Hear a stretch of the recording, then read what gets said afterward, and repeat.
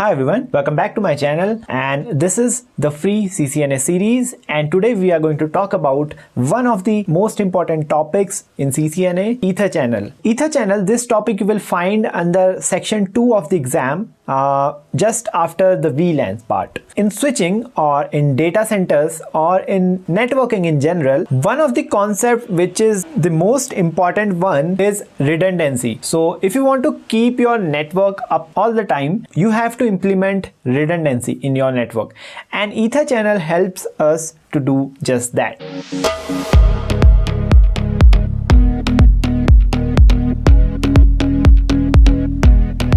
So first, let's talk about Ether channel. When Ether channel comes, concept comes which is known as port aggregation. Port aggregation means combining 4, 5, 6, 7 or several ports into one single channel. Even if one link goes down or another link goes down, we can still transfer the data with the help of other two links. This is known as a port aggregation. Ether channel uses this technology to keep it up to date. Let me design a simple Ether channel network. Suppose we have a switch, we have another switch 1 and switch 2. So suppose currently they are connected with a single connection.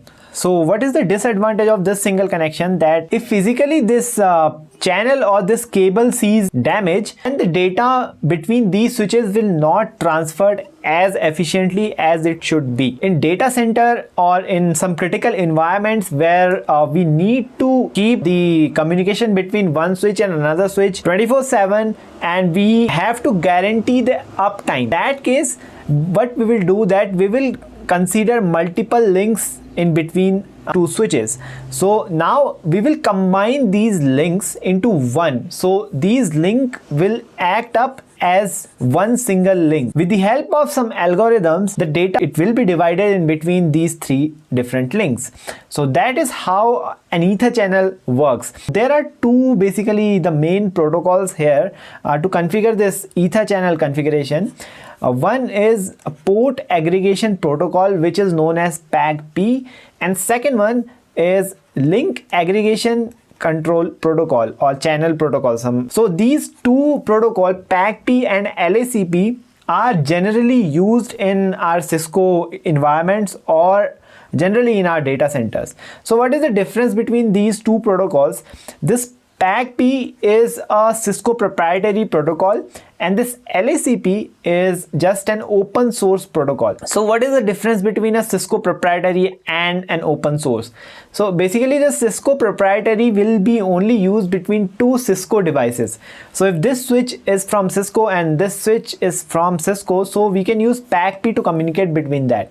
But suppose we have a Juniper switch here or Aruba switch here, then we will most definitely use the LACP protocol to do this kind of configuration. Now one more difference between these two protocols, that this PAGP can channelize 8 channels per link, per port channel link, and this LACP can combine 16 different channels.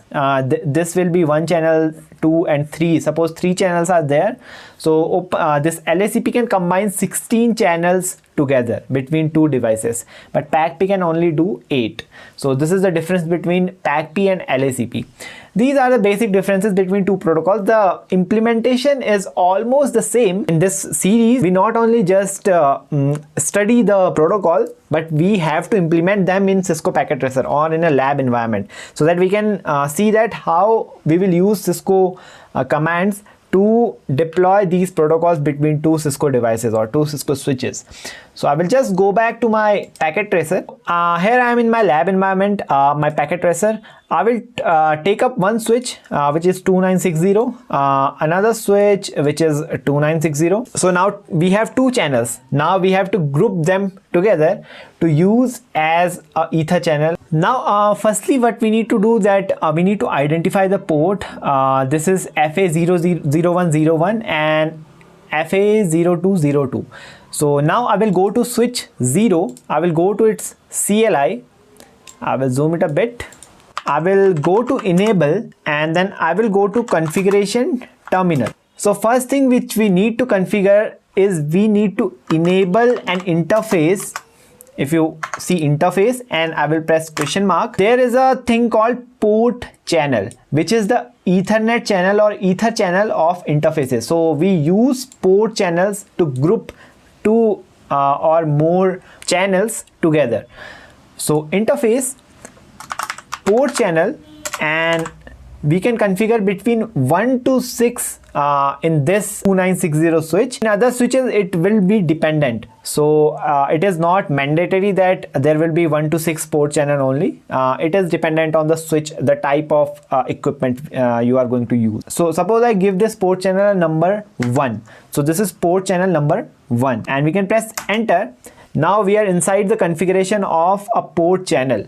So yeah, we just need to configure a port channel first. Now we will exit from this configuration. We will again go to the config mode.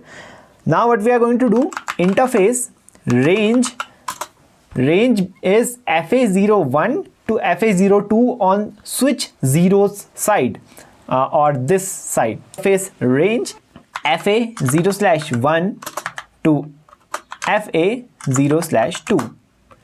So in between FA0/1 and 0/2, I am going to group them together with channel group. This is the command, channel group, and now I have to assign a group number. Now the group number and the port channel number should be the same. So we have assigned the interface port channel 1.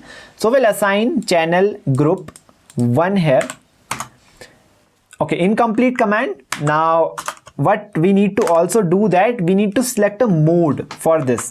So mode, if you see, we have active mode, we have auto mode, we have desirable mode, we have passive mode, and we have a mode called on. So active and passive will enable your LACP, which is link aggregation control protocol. Auto and desirable mode will enable your PAG-P protocol. So what happens that if one port is, suppose we are using PAG-P, and suppose switch 1 we enable it as active, not active, sorry. In PAG-P we have two modes, one is auto, one is desirable, and in LACP we have active and we have passive.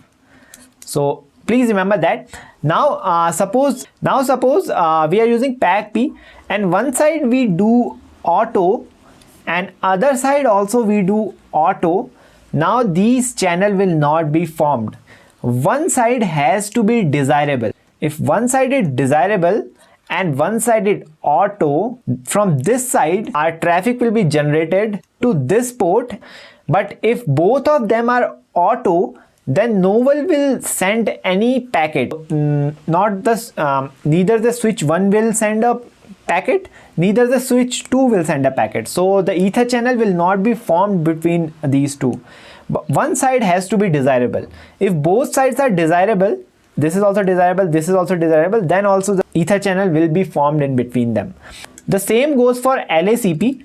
If one side is passive, other side is also passive, then the ether channel will not be formed.